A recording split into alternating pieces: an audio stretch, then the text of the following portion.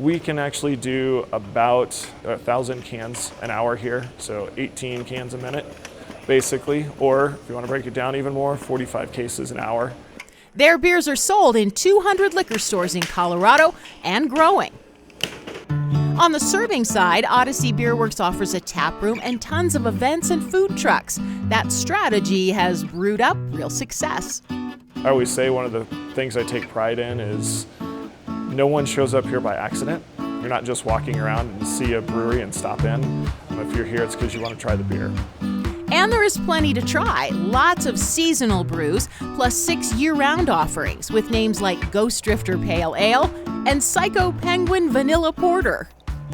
Our top seller year-round is probably, well, not probably, it is our heliocentric Hefeweizen. It's a classic German-style Hefeweizen. Nice, light, refreshing, quite a bit of body with some banana clove notes. Many have earned medals. The Clan Warrior Scotch Ale took gold for the Scotch Ale category at the prestigious 2016 World Beer Cup. The annual event saw 6,600 beers from 1,900 breweries competing in 96 categories. Odyssey Beer Works seasonal offerings include a broad spectrum. We call them seasonal or specialty because sometimes it's kind of seasonally determined and other times it's, well, what do we feel like brewing? The sky's the limit, whatever we can come up with to throw in beers. We've done some experiments with other citrus fruits, grapefruit, oranges, tangerines. We've used spices. In fact, we have a beer called Fluffy Pumpkin, which is a toasted marshmallow pumpkin porter. We can turn over probably about 2 batches a day right now, and 15 barrels of beer is about 450 gallons, so that's 900 gallons a day that we can do effectively. Fermentation-wise, we have about 10 times that amount of space, so we can have about 9,000 gallons going at any given point in time. All told, we did about 1,500 barrels last year. The secret ingredient. A lot of love. The tap room thrives with events and food trucks. The tap room is, I'll call it a hive of activity. We are open 7 days a week and we have people here Monday through Sunday. We have food trucks almost every day. Jeremy, our tap room manager, he goes crazy trying to get everything set up. We want it to be like your second home. You know, it's casual, it's calm, it's nice and fun. Every once in a while it gets a little bit crazy. One of the most popular events is Vinyl Night. It's the third Thursday of every month, and it's great. If you bring in vinyl, you get $1 off your first beer, and we listen to some old stuff on a really nice sound system. It's really fun. Our comedy nights have always been really successful, and that's a blast. We're kind of like a little hidden gem. The summer months bring a concert series to the patio and popular bike crawls to the tap room. Partnering with Adam at Yak and Yeti, we set up brewery bike crawls from here and there and go to different places. Being part of the tight-knit small brewer community has advantages. It's fantastic to be able to pick up the phone and call anybody else, you know, whether they're in town or across the country, and talk to the other owner or the other head brewer, or, you know, it's an incredibly open and kind of a brotherhood of an industry. And a growing one with 340 small brewers in Colorado at last count. The number of breweries has almost doubled in basically 3 years. In terms of Arvada, I think the craft beer scene is growing here just because Arvada is evolving. This spring, Odyssey Beer Works celebrated 3 years of business, as robust and successful as its beers. It was recently honored as one of the metro area's best local breweries by the 2016 Denver A-List, which is a popular vote contest. Frankly, the best thing about owning a brewery is the people. So from the people I get to work with every day to the customers that come in, we have a great group of people that are incredibly supportive of everything we do. And that's made the journey for Odyssey Beer Works all worthwhile.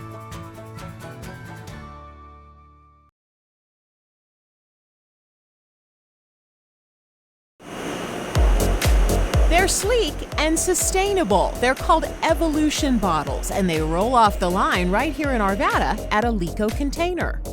We think they're truly revolutionary. Most aluminum cans you see today are about 50% recycled content. Our bottles are 80% recycled content. We like the fact that we're making a difference in our ecology going forward and the sustainability of packaging for our customers going forward. The company's eco-friendly mindset goes far beyond using recycled aluminum. We use a digital printing process that uses a UV curing process, so there's very low VOCs in our ink. They're almost all solids. We use water-based coatings so that we minimize our VOC emissions from our coating process. And we also have a zero discharge evaporative wastewater treatment system, so we don't even discharge into the sewers, which we're very proud of. Scott Coors knows the packaging industry well. Armed with a degree in industrial engineering and a master's in business, he spent 20 years at Coors Brewing Company. Ultimately decided I wanted to do my own thing. So in 2006, he joined a group making systems for producing aluminum cans. But with the demise of that company during the financial crash of 2008, a better idea emerged. A lot of the really good engineers and people there and I put our minds together to say, why are we making these systems? Why don't we make the bottles? And we all got together and the concept of Evolution Bottles and Alico was born. Their first bottle, a 12-ounce long neck. We're very proud of that because, to our knowledge, we're the first to ever produce a drawn and ironed version of a long neck aluminum bottle with the same external dimensions as an industry standard glass bottle. That was critical because Alico's customers, microbreweries, wouldn't have to reinvent their bottle filling equipment. The bottle design earned a prestigious silver award from Can Maker magazine, but there were challenges. We weren't really able to achieve profitability with the 12-ounce and 16-ounce bottles that we started with in a way that we thought we would. So today, Alico's flagship Evolution bottle is the 750 milliliter size, tailored for wine and spirits. We really believe that we're going to trigger a sea change in the market. Nobody's ever done that in the wine and spirits world before, and we believe our model is really perfect to do that. That's because Alico is still small enough to cater to this new customer base as they test Evolution bottles with their products. One of the keys to that strategy is we can deliver custom printed bottles in quantities as low as one case of 12 bottles. So nobody, to our knowledge, can do that other than us. Alico as it stands today is akin to a research and development phase, he says. Alico Container really for our future anticipates growth. We have to get bigger in order to be more cost effective and to be able to deliver our products more profitably. Scott credits his Alico co-founder Evan Watkins for much of the technology. He's the technical yin to my business yang. We're polar opposites in almost every regard, and he's one of my best friends. And really, he is the brainchild of almost every single piece of equipment that you'll see on this line today. Together, they're proud to be revolutionizing the bottling industry with a focus on ecology. And for Scott Coors, it's personal too.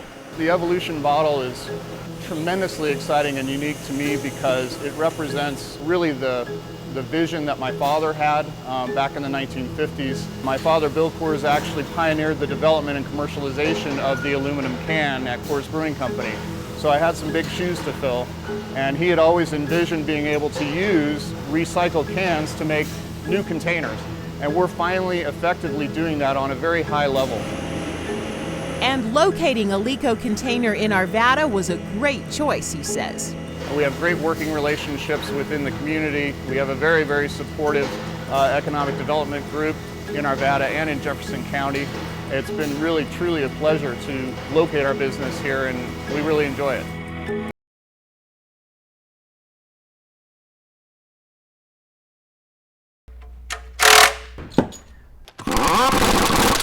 Colchin's Automotive, a family-run fixture in Arvada. Pretty much anything from oil changes to brakes, diagnostics.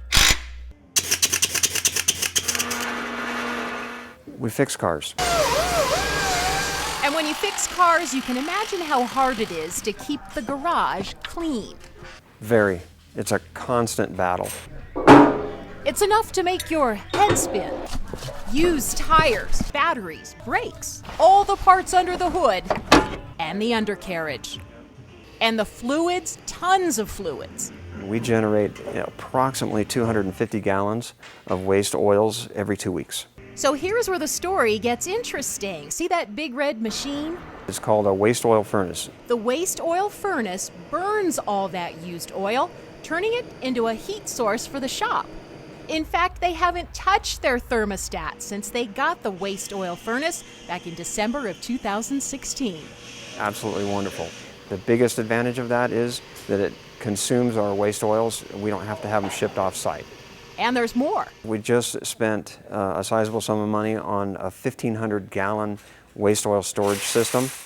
So when they don't need heat in the summer, they store the used oil for the winter.